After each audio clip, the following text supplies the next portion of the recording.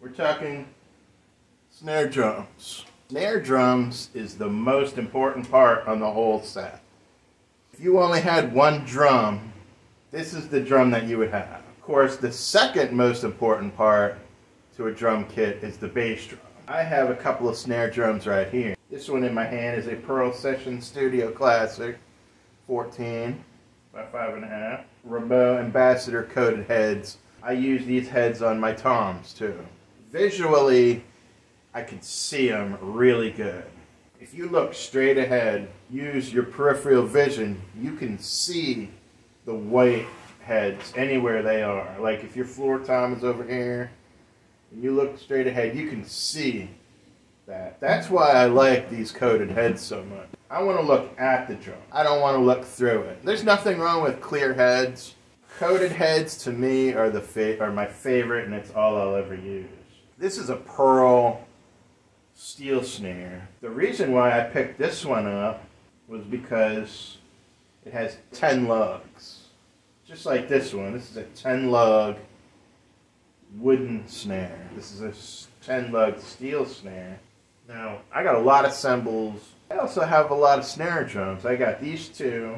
I also have a Pearl piccolo snare. And I have a Pearl export snare coming in. The male will be in soon. That's an 8 lug. These are 10 lugs. The reason why I picked that up was because I have a Pearl export EX kit in the same color. And they discontinued that kit, over a decade ago. If you're going to have a tom sitting on a snare stand, that's cool, but it needs to be at least a 13-inch. Preferably a 14. A 14-inch tom looks good on a snare stand. 12-inch, no. 8s, 10s, and 12s, they need to be mounted. 13, 14, they could go on a snare stand. So have a collection. Have a nice collection of snares. If you break a head, you don't have to worry. You got a snare ready to go. You may want to have some snares here or there. You always want to have several. When it comes to tuning, you get these people really crazy about it, okay? And I'm not saying that this is the wrong thing to do, but this star method, it's a whole lot of work for nothing. I'm not going to take this head off and tune it today, but basically, when you pull a head out of the box and you put it on, the one thing I do like to do now is I like to match the logo up with the logo on because they usually put the throw off here. The logo will be to your left. Let's verify that with this one. See, there's the logo and there's the throw off. When I do a cross stick, the butt of the stick will go inside that logo, and that's where it sounds the best. That's just been my experience.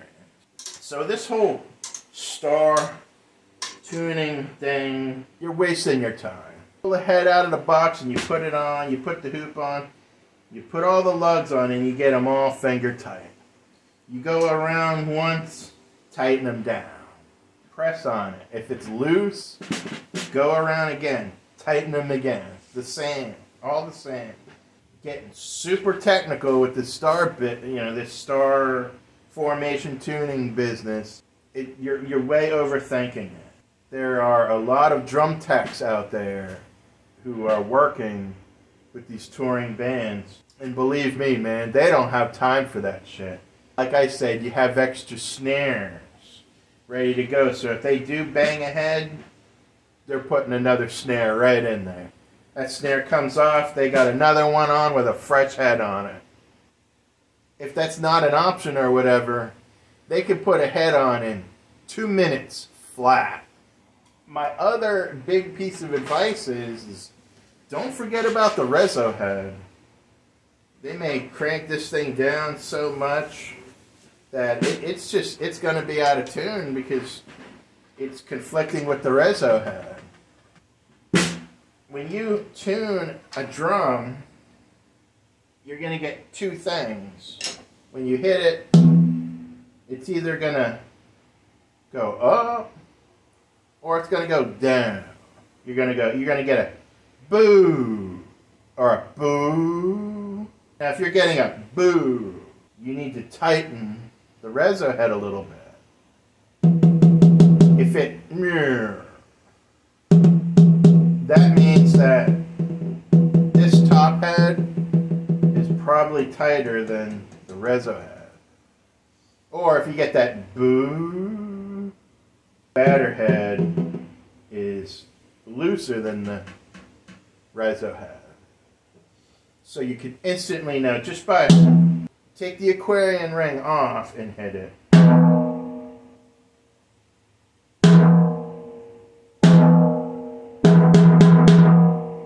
See, this sounds really good. I like my snares tightened up a little bit. Some people may like their snares to sound a little bit darker.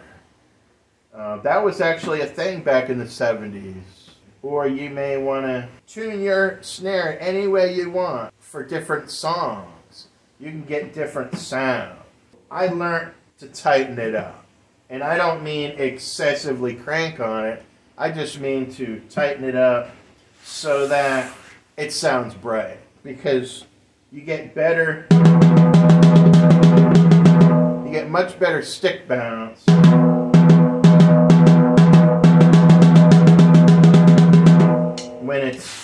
when you got a nice tight head. Don't get so hung up on being technical. Just go around and tighten them up. You might have to go around and tighten them up again to get there. But once you get there, you'll know it. Now, on a snare drum, you always want your reso head tight. When you push on it, you don't want it to be squishy. You want it to be firm. If you don't, you're not going to have good results because those wires are not going to be able to bounce back off of that head the way that it should. Your snare wires, don't put them on too tight. Loosen the snare wires and then raise them up.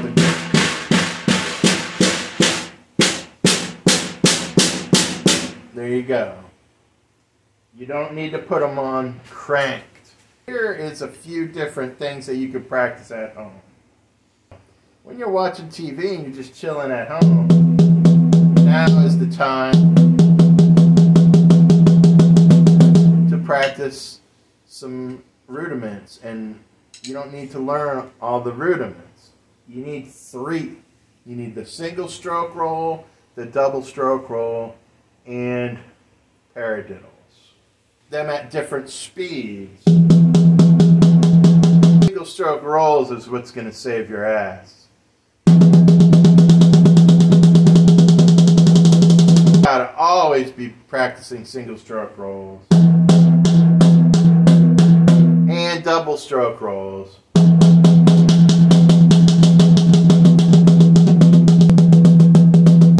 At different speeds, and then paradiddles.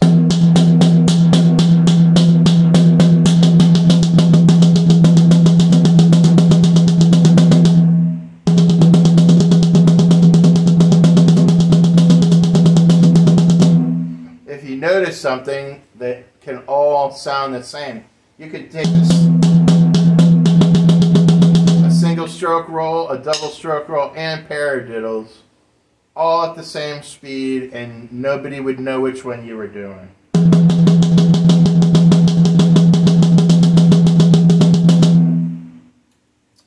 And that's what you need to practice, and practice them 2 ways. Traditional grip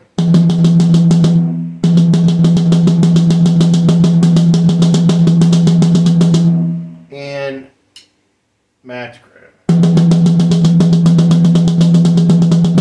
And there you go. That is snare drums. I hope you got something out of it. Maintain all your snare drums.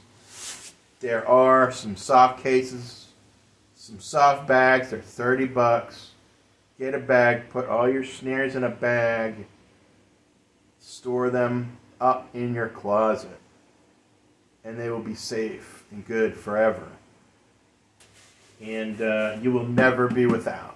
You always have a snare ready to go anytime.